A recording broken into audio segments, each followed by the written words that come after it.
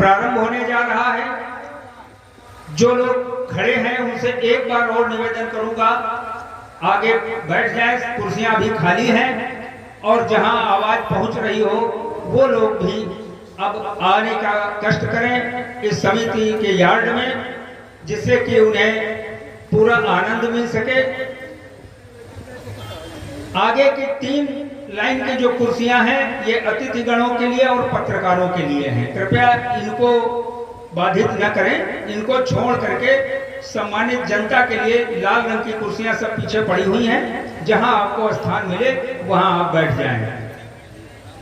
अब मैं मंच पर सभी कवियों को एक एक करके सादर आमंत्रित करता हूं। सुरेंद्र अवस्थी जी जहां कहीं भी हो कृपया मंच पर आए और साथ में अपने मेला व्यवस्थापक जी को भी लेते आवें, जिससे कि कार्यक्रम आगे बढ़ सके। कवियों की श्रेणी में सर्वप्रथम मैं आमंत्रित करता हूं मंच पर लखनऊ से पधारे हमारे कवि श्री योगेश चौहान जी। श्री योगेश चौहान जी कृपया मंच पे आकर अपना स्थान ग्रहण करें। आप लोग करतल ध्वनि से तेज तालियां बजाते हुए सभी का स्वागत करेंगे। श्री राजकुमार तिवारी जी कृपया आप भी मंच पर आने का कष्ट करें।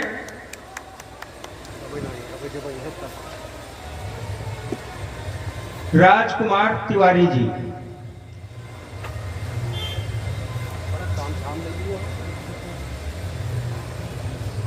हमारे बहुत ही प्रिय और बिल्कुल हृदय में रहने वाले अनुज भ्राता श्री जगजीवन मिश्र जी को मैं आमंत्रित करता हूं कि कृपया मंच पे आके अपना स्थान सुशोभित करें।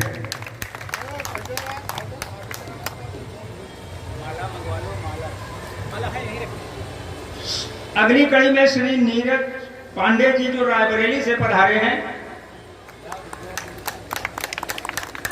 जहां तक मेरा याददाश्त अगर अच्छी है तो पिछली वर्ष आप लोगों ने आपके दर्शन किए थे इसी मंच से और आपने भी खूब तालियां बटोरी थी यहाँ की जनता की।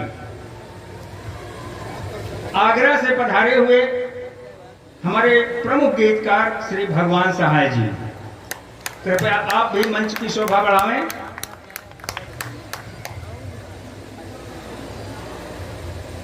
और श्रृंगार रस की बहुत ही सुंदर रचनाएं लिखने वाली कवित्री सरोज सरगम जी पीलीभीत से पधारी हैं। कृपया आप भी मंच पर आकर के मंच की शोभा बढ़ाएं। सरोज सरगम जी। सरोज जायसवाल जी लखनऊ से पधारे हैं। सौरभ, क्षमा कीजिएगा, सौरभ जायसवाल जी आप लखनऊ से पधारे हैं और संभवतः हास्य रस के आप कवि हैं, तो पहली गलती तो हमें से हो गई, कहीं ऐसा न हो अपने हास्य की रचनाओं में हमें भी लपेटना शुरू करें। श्री अजीत शुक्ला जी हरदोई से पधारे हैं और श्री जगदीप अंचल जी बाराबंकी से पधारे हैं। ये भी अभी मंच की शोभा बढ़ाने के लिए आ रहे हैं।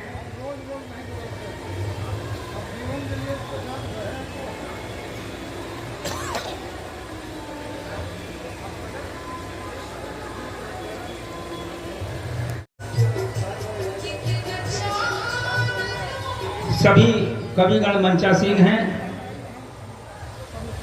सबका अभी मैंने नाम पुकारा था, आप लोगों ने देखा होगा मंच पर आते समय। मैं आपको बताता चलूं,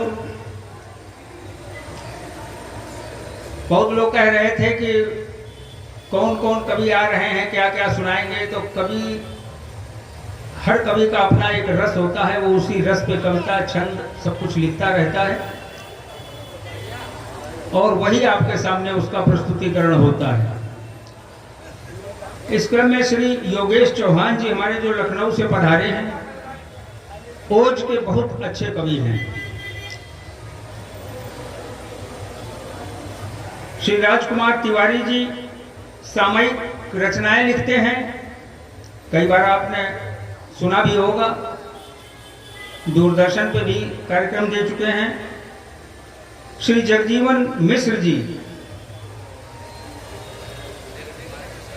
लोक गीतकार हैं, पिछली बार भी आपने सुना था, और बहुत ही अच्छे शब्दों में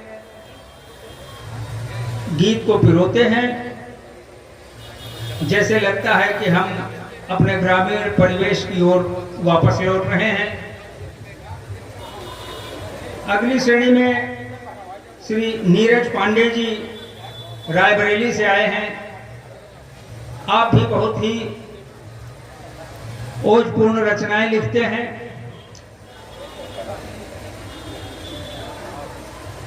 अपनी भाषा में आप यूं कह लें, साहित्यिक भाषा में भी, कि ओज वीर रस से संबंधित शब्द है। वीर रस की रचनाएं बहुत बढ़िया आपके द्वारा प्रस्तुत की जाती हैं। श्री भगवान सहाय जी हमारे बीच में, लगभग सभी कवियों की दूरी तो कम है, लेकिन आगरा बहुत दूर है, आगरा से पधारे हैं। ये भी ओजस्वी गीतकार हैं और बहुत सुंदर रचनाएं इनकी सामने आती हैं। सौरभ जायसवाल जी, जिनका नाम पढ़ने में भी मुझसे कुछ त्रुटि हो गई थी, वे हास्य रस की रचनाएं लिखते हैं, और आज उन्हीं के द्वारा आप हंसते हंसते लोटपोट होंगे इस प्रांगण में। पीलीभीत से पधारी हैं सरोज सरगम जी। श्रृंगार रस की बहुत सुंदर रचनाएं इनकी हैं। आज आपके समक्ष इनकी भी रचनाओं का आनंद मिलेगा। पड़ोस के जनपद हरदोई से पधारे हुए हैं हमारे मंच पर श्री अजीत शुक्ला जी। आप भी हास्य के बहुत ही अच्छे कवि हैं। हास्य रस के, ओज रस के, ये दो कवि इसीलिए हैं कि इन दोनों रसों का बहुत ही आनंद लेती है यहाँ की जनता, और बहुत पसंद करते हैं वीर रस और हास्य रस को। जगदीप अंचल जी बाराबंकी से हैं। वे भी ओजपूर्ण रचनाएं लिखते हैं। पिछली बार आप लोगों ने उनको भी सुना होगा। थोड़ा सा जो विलंब हो रहा है, वो भी हमारे माननीय विधायक जी आ चुके हैं महोली तक, अभी वो भी पहुंच रहे हैं। उनके आते ही ये कार्यक्रम प्रारंभ हो जाएगा। एक निवेदन करूंगा, जो भी लोग यहाँ पर मौजूद हैं, कि जब ये कार्यक्रम चले तो कृपया मंच को बाधित न करें। अक्सर हमने देखा है कि जब कोई राजनेता मंच पे आता है या कोई विशिष्ट व्यक्ति मंच पे आता है, तो अक्सर लोग पीछे से दौड़ पड़ते हैं। माल्यार्पण किसी को करना है, किसी का करना है, और होने कुछ दूसरा लगता है। इससे कार्यक्रम भी बाधित होता है और वो पूरी एक श्रृंखला जो है हमारी, वो बिगड़ जाती है। इसीलिए सभी से निवेदन है कि जिसका नाम पुकारा जाए वही व्यक्ति अपने कार्य का निर्वहन करेगा, और मंच पर अतिरिक्त भीड़ न जुटाएं। पत्रकार बंधु हमारे जो भी आएंगे, मंच के बाईं ओर दीर्घा बनी हुई है, इसी में उनका स्थान निश्चित है।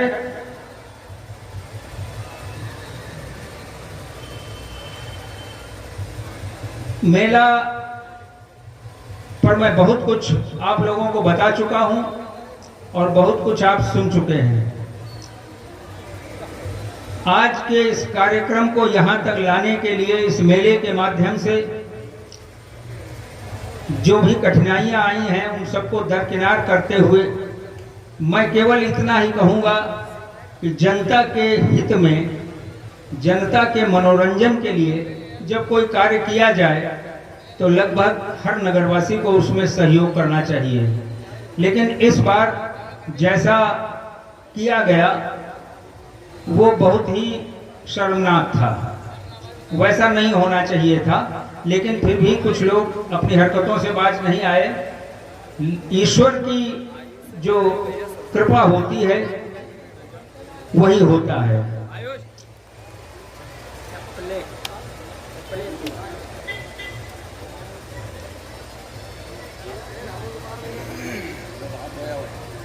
सबसे पहले इस मेले में जो दुकानें आई हैं, झूले आए हैं, मनोरंजन के और कई कार्यक्रम हैं, घरेलू उपयोगी सामान की दुकानें हैं, सभी आते हैं, खरीदारी करते हैं, झूलों का आनंद लेते हैं। सांस्कृतिक कार्यक्रम जो इस मंच से होते हैं उसमें सबसे पहले 7 तारीख को जो आल्हा गायन का कार्यक्रम हुआ था उसको भी यहाँ की जनता ने बहुत पसंद किया था, काफी प्रशंसा की थी उस कार्यक्रम की। और आज जैसी भीड़ है इससे भी ज्यादा भीड़ जुटी हुई थी। हाँ, तो बस वहां से यहाँ तक बहुत ज्यादा 2-3 मिनट का समय लगेगा। और आप कहाँ से? हेमपुर से। कार्यकर्ता लोग ध्यान रखें, गेट की ओर माननीय विधायक जी आने ही वाले हैं बस। फिर कठपुतली के कार्यक्रम को भी लोगों ने कहा कि ये छोटा कार्यक्रम था, 1 घंटे का भी कार्यक्रम नहीं आपने दिखाया। तो ये हम नहीं दिखाते हैं, ये कलाकार दिखाते हैं और कलाकारों को जैसा बताया जाता है वैसी वो व्यवस्था करके आते हैं। कार्यक्रम जितना बताया गया था श्री कृष्ण जन्म से संबंधित उतना उन्होंने दिखा दिया। अगली बार हमारा आपका अगर इसी जगह पर साथ हुआ तो ये कार्यक्रम 3 घंटे का जरूर कराया जाएगा कठपुतली नृत्य का, तब आप लोग भरपूर आनंद लीजिएगा। फिर बहुत चर्चा का विषय बन गया कि अब की कवि सम्मेलन होगा कि नहीं होगा।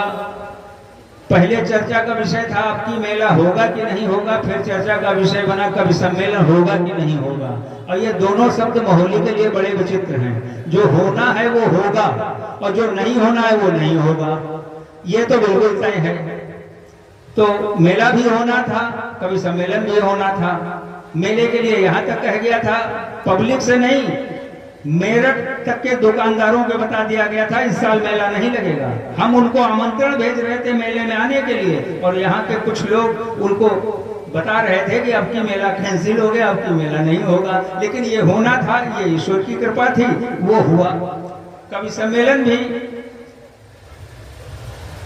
आज की तिथि तय थी, आज कवि सम्मेलन का भी समय आ गया है। अभी तो हम बहुत प्रयास कर रहे थे कि आइए आइए आइए, और अब हम ये देख रहे हैं कि हमें लगता है आज भी कुर्सियां कम पड़ जाएंगी।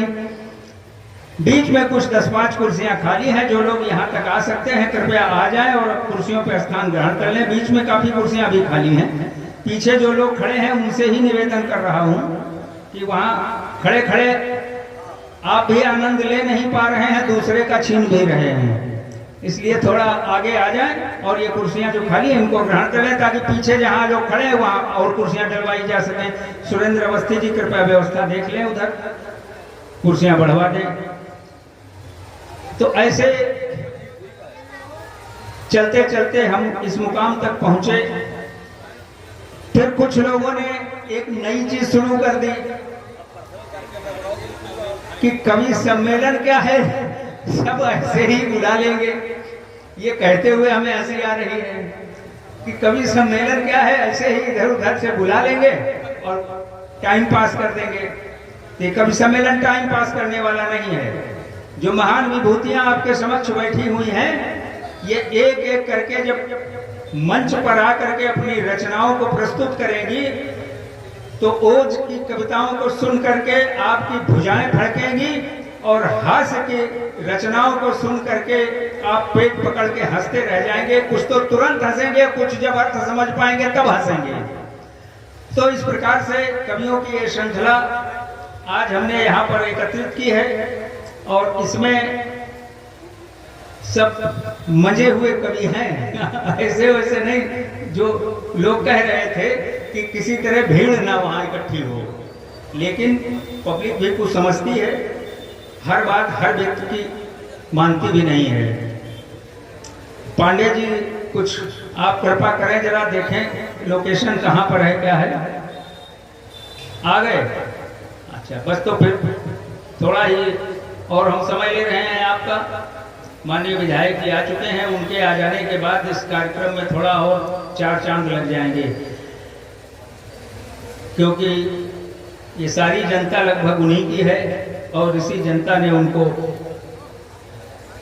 एक बार नहीं दूसरी बार भी विधायक बनाया है। आगे का भविष्य भी इसी जनता के ही हाथ में है, इसलिए उनका आ जाना ज़्यादा अच्छा है कि रोज रोज नहीं तो कम से कम साल में 2-4 बार ही सही आमना सामना तो हो जाएगा हमारे जनप्रिय नेता का। 1 माह से चल रहे इस मेले में आज कवि सम्मेलन के इस प्रांगण में महोली नगर, ग्रामीण क्षेत्र, संपूर्ण विधानसभा क्षेत्र तक से जो भी लोग यहाँ पर उपस्थित हुए हैं, उन सभी लोगों का मेला कमेटी की ओर से, मेला व्यवस्थापक श्री अशोक दीक्षित जी की ओर से स्वागत है, हार्दिक अभिनंदन है। हम लोग यही बैठ जाए। आ जाओ पहले परिचय कराएं। हरिओम। कैसी हैं डॉक्टर? बढ़िया। मंचासीन कविगण जो हैं, उन सभी का भी यहाँ पधारी हुई जनता की ओर से बहुत बहुत हार्दिक अभिनंदन। श्री सुरेंद्र अवस्थी जी कृपया मां सरस्वती के दीप प्रज्वलन की व्यवस्था करें। मैं अनुरोध करूंगा माननीय श्री शशांक त्रिवेदी जी विधायक महोली से कि वे मंच पर आवें और मां सरस्वती जी के समक्ष दीप प्रज्वलित करके इस कार्यक्रम का शुभारंभ करें। माननीय विधायक श्री शशांक त्रिवेदी जी।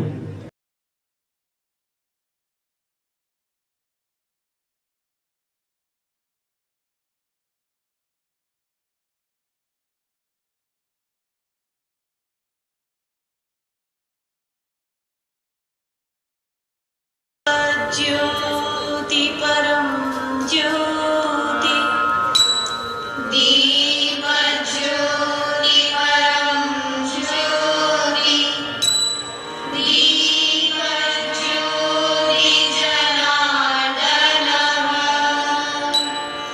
दीपो हरतु मे पापम् दीप ज्योति नमोस्तुते शुभं करोतु कल्याणम्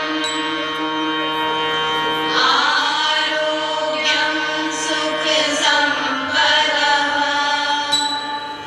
द्वेष बुद्धि विनाशाय आत्मज्योति नमोस्तुते आत्मज्योति प्रदीप्ताय ब्रह्मज्योति नमोस्तुते ब्रह्मज्योति प्रदीप्ताय गुरुज्योति नमोस्तुते।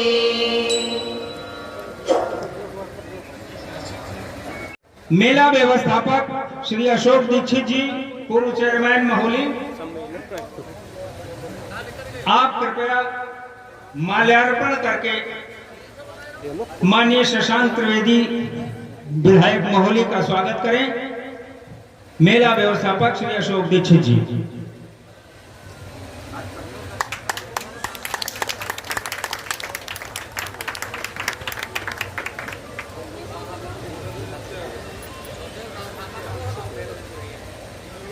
कृपया, मैंने इसीलिए 2 बार निवेदन किया था कि जिसका नाम बुलाया जाए वही मंच पर आवे, अन्य लोग ना आवे। हमारे मंच पर जो भी कविगण विद्यमान हैं, माननीय विधायक जी से मैं निवेदन करता हूं कि उन सभी कवियों का आप स्वयं अपने द्वारा माल्यार्पण करके उनका इस मंच पर सम्मान बढ़ावें। माननीय विधायक जी,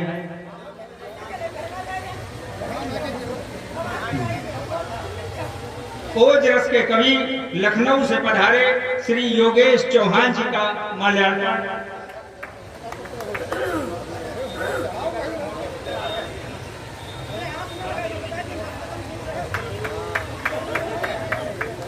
सामयिक रचनाओं को बहुत अच्छी तरह जीवंत रखते हुए श्री राजकुमार तिवारी जी।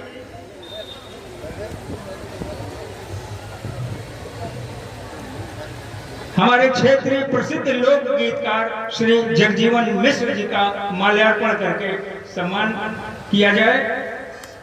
ओज रस के कवि रायबरेली से पधारे श्री नीरज पांडे जी।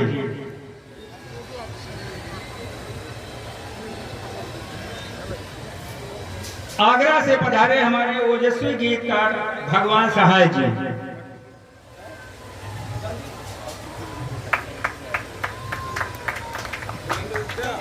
कुछ ही क्षणों में हास्य रस की छटा बिखेरने वाले लखनऊ से पधारे सौरभ जायसवाल जी।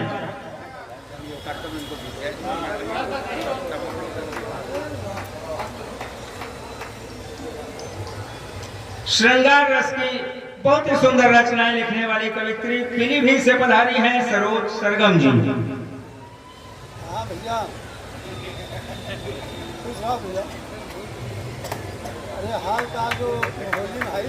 हास्य रस का ही एक दूसरा हस्ताक्षर हरदोई से पधारे श्री अजीत शुक्ला जी। अरे अब शुरू हो गया आज गए हैं।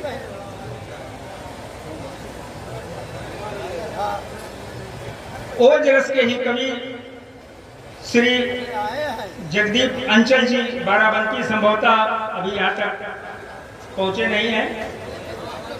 श्री ब्रजकांत वाजपेयी जी हमारे स्थानीय लोकल के ही रहने वाले हैं और ये इनका सौभाग्य है कि आप माननीय विधायक शशांक त्रिवेदी जी के गांव के ही रहने वाले हैं श्री ब्रजकांत वाजपेयी जी। स्मृति चिन्ह भी माननीय विधायक जी से निवेदन है कि अभी भेंट कर दें ताकि कवि सम्मेलन अनवरत चलता रहे। श्री ब्रजकांत वाजपेयी जी को श्री योगेश चौहान जी लखनऊ, राजकुमार तिवारी जी, जगजीवन मिश्र जी, आप भी अपना स्मृति चिन्ह माननीय विधायक जी से प्राप्त करें। और ओज रस के रायबरेली से पधारे नीरज पांडे जी, आगरा से पधारे गीतकार भगवान सहाय जी, लखनऊ से पधारे हास्य रस के सौरभ जायसवाल जी और श्रृंगार रस की कवित्री पीलीभीत से सरोज सरगम जी। कृपया आप भी अपना स्मृति चिन्ह माननीय विधायक जी से प्राप्त करें। हरदोई से पधारे अजीत शुक्ला जी,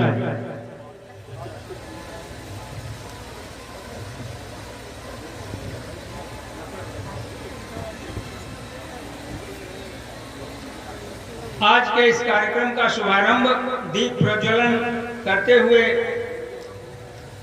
माननीय श्री शशांक त्रिवेदी विधायक जी के द्वारा प्रारंभ हुआ। तत्पश्चात मेला व्यवस्थापक जी के द्वारा विधायक जी का माल्यार्पण करके स्वागत किया गया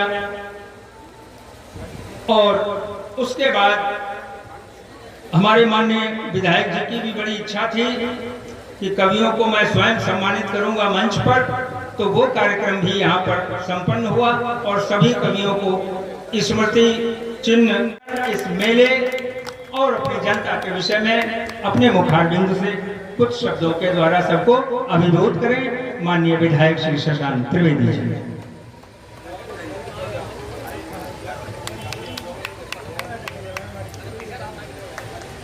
सभी को प्रणाम। कवि सम्मेलन में काफी विलंब हो चुका है वैसे ही, और कवियों को सुनना है। मुझे आज केवल इनको सुनने के लिए आज मुझे बुलाया गया है और मैं इसीलिए आया हूं इनको सुनने के लिए।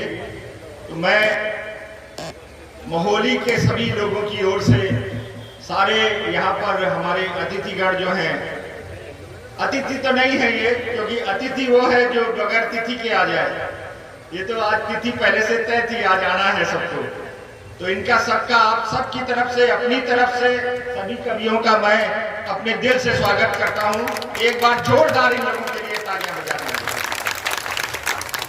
और जो भी कवि आए हैं, जब हम अपने पिता से, अपनी माँ से, चाहे वो बुजुर्ग हो चाहे बच्चा हो, कोई बात कहते हैं तो हम उम्मीद करते हैं कि वो हमसे हमारी बात को ध्यान से सुने।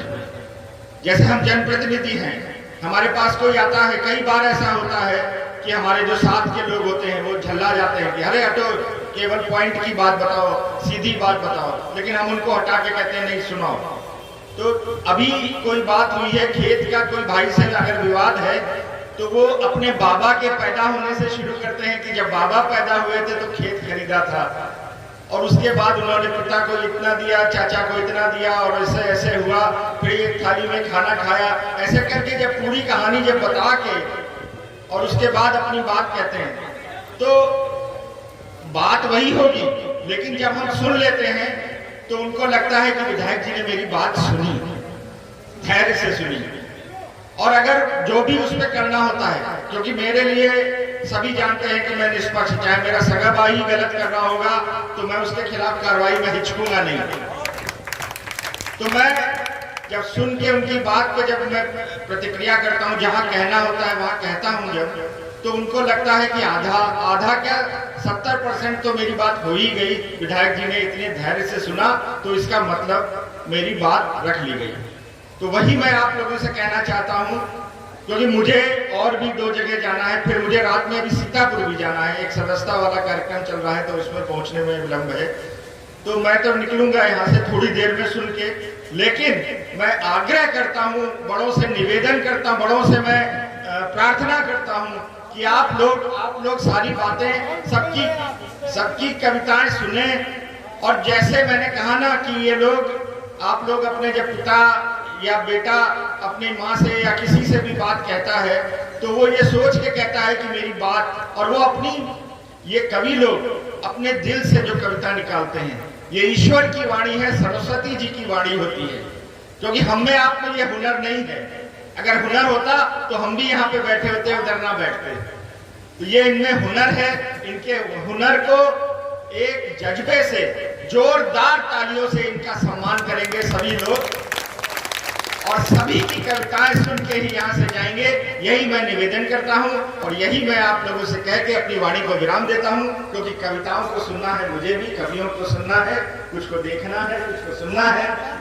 जगजीवन भैया आप इस पर कविता जरूर जड़ देंगे, मुझे मालूम है। आप सभी को बहुत बहुत प्रणाम, धन्यवाद।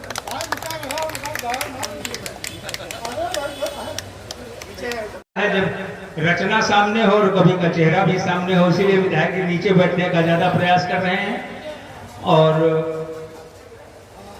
विधायक जी ने स्वयं स्वीकार किया है कि कवि सम्मेलन में देर हो चुकी है, आए भी देर से हैं। तारीफ तो तब है जब आप लोग इनको जाने भी देर से दें, और ये देर से तभी जाएंगे जब आप देर तक बैठे रहेंगे। कविता सुनने की बड़ी इच्छा थी, कह रहे थे पहले से ही, बीच बीच में आ जाते हैं कार्यक्रम, राजनीतिक क्षेत्र ही ऐसा है, कब कहां से क्या सूचना आ जाए तो जाना पड़ जाता है, लेकिन फिर भी प्रयास किया जाएगा। और नहीं तो फिर जब चलने लगेंगे तो एक ही लाइन कहूंगा कि बाह छुड़ाए जात हो निबल जान के मोह, हृदय से जब जाओगे सबल बखानो तो अब मैं सादर आमंत्रित करता हूं छोटे भाई जगजीवन मिश्र जी को कि वे आवे और कवियों के इस मंच के झमेले को स्वयं संभालें। अब सभी लोग लगभग इतनी जल्दी में हैं कि इनको बहुत कुछ न कह करके बहुत कम शब्दों में मैं अपनी बात रख रहा हूं। अशोक दीक्षित जी की ओर से मेले के विषय में मैं शुरू से ही बताता चला आ रहा हूं, अभी राजकुमार जी ने भी बताया। बड़ी मुश्किलों में, बड़ी अजीबोगरीब परिस्थितियों में इस मेले को इस मुकाम तक पहुंचा मिला है। ये कवि सम्मेलन, इसके लिए जब बात आई तो हम तो बहुत निराश हो गए थे, कैसे क्या संभव होगा, क्या होगा।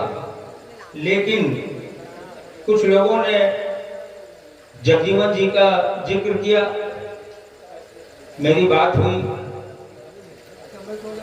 तो पहले तो मैं बहुत निराश हुआ कि संभवतः ये कार्यक्रम अब हो नहीं पाएगा, लेकिन उनके 2-4 शब्दों ने इतना साहस भर दिया हमारे अंदर कि हमने अवस्थी जी से बात की, अशोक दीक्षित जी से बात की और अंततः ये निर्णय ले लिया गया और उसी क्षण उन्हें ये बता दिया गया कि 22 तारीख की डेट हमारे लिए सुलभ है और 22 तारीख का ही ये कार्यक्रम रखा जाए। जगजीवन जी ने जो टीम यहाँ पर मंच पे ला करके खड़ी की, इसमें किसको क्या कहूं ये मैं स्वयं नहीं समझ पा रहा हूं। वीर रस की बड़ी फरमाइश थी, तो 2 ऐसे ओज के कवि जगजीवन जी ने यहां उपस्थित कर दिए कि डॉक्टर हरिओम पंवार का नाम भी हम भूल गए, योगेश चौहान जी और हमारे राजस्थान से आए भगवान सहाय जी, इतनी ओजस्वी रचनाएं दोनों, और जिसमें योगेश जी का जो वो राम प्रसाद हाथी का जो जिक्र किया उन्होंने, बचपन में श्याम नारायण पांडे की कविता में ये पढ़ा था, रणबीर चौकरी भड़ भड़ कर चेतक बन गया निराला था, तो मैं तो चेतक को ही समझ रहा था, लेकिन हाथी ने भी ऐसा करिश्मा किया उस युद्ध में, इतना उन्होंने जो वर्णन किया वो पुस्तकों में तो शायद हमने तो कहीं देखा नहीं है और पढ़ा नहीं है, लेकिन इन्हीं पुस्तकों में जरूर होगा।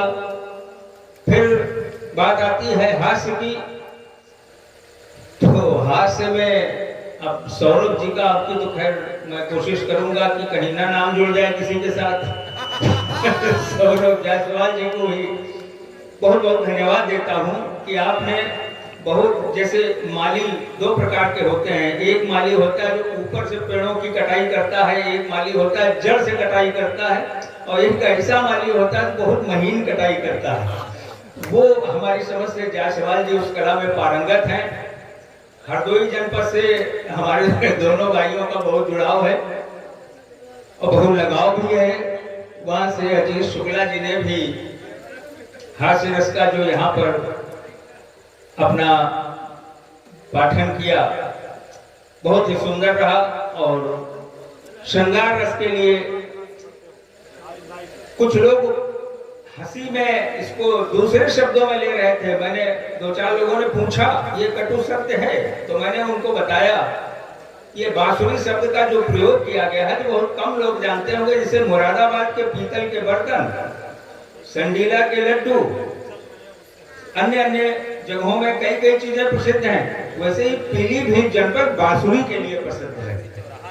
ये मेरी जानकारी में है, पीलीभीत की बनी हुई बांसुरी बहुत अपना एक अलग स्थान रखती है, इसीलिए उन्होंने इसका प्रयोग किया। लेकिन वो बांसुरी कंठ में ही थी ये मुझे नहीं पता था।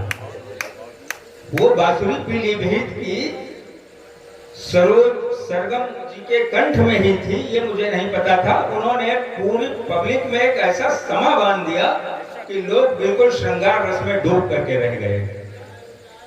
फिर हमारे अनुज भ्राता राजकुमार जी और ब्रजकांत वाजपेयी जी, ये हमारे स्थानीय लोग हैं, लेकिन फिर भी लोग बड़े मनोयोग से इसको सुनते रहे। इस प्रकार मैं आज जगजीवन जी को बार बार कितना धन्यवाद दूं कि उन्होंने एक हिसाब से वो द्रौपदी जी वाला हाल कर दिया कि ये साड़ी छोटी नहीं पड़ेगी। पिछले 8-10 सालों में इतना बढ़िया, इतना सुंदर, इतनी भीड़ भाड़ वाला कवि सम्मेलन मोहाली में तो मैंने नहीं देखा। ये हमारे पत्रकार बंधु ही इसका आकलन करेंगे क्योंकि ये सब अटेंड करते रहते हैं इधर उधर। एक मेरी इच्छा थी जो मैं व्यक्त नहीं कर पाया किसी से भी, ना जगजीवन से, ना अशोक दीक्षित से, और ना अवस्थी जी से, और ना मुझे उनका पता मालूम था, ना मुझे नाम मालूम था। पिछले साल के संचालन से मैं बहुत प्रभावित हुआ था, तो मैं बार बार यही कहता था कि अगर हो सके तो हमारे मंच का संचालक वही व्यक्ति होना चाहिए जो पिछले साल था। तो जब मैंने उनका फोटो देखा तो मेरी आत्मा बहुत प्रसन्न हुई, क्योंकि वाक चातुर्य, प्रत्युत्पन्न मति, वाक पटुता, ये सब एक साथ होना बहुत मुश्किल है। और एक संचालक को हर विषय का ज्ञान होना चाहिए। पूर्णतः दक्ष नीरज पांडे जी जो रायबरेली से पधारे हैं, ये भी बहुत बहुत धन्यवाद के पात्र हैं। और विशेष करके बहुत लोग याद करते थे जगदीप अंचल जी को। पिछले साल तो उन्होंने शायद 1 या 2 ही रचनाएं पढ़ी थी, लेकिन आज उन्होंने वास्तव में तृप्त कर दिया अपनी रचनाओं से। कुल मिलाकर के अंत में यही कहूंगा कि ये प्रस्तुति कविगणों की बहुत ही सफल रही।